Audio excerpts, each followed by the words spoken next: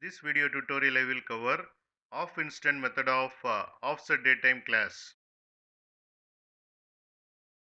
Here I have defined the class OffsetDateTime I am running this program in debug mode.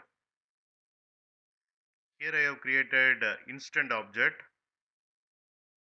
Then I have created SownID object. Here I am calling ofInstant method of OffsetDateTime class and passing instant object and SownID object. This method returns OffsetDateTime object.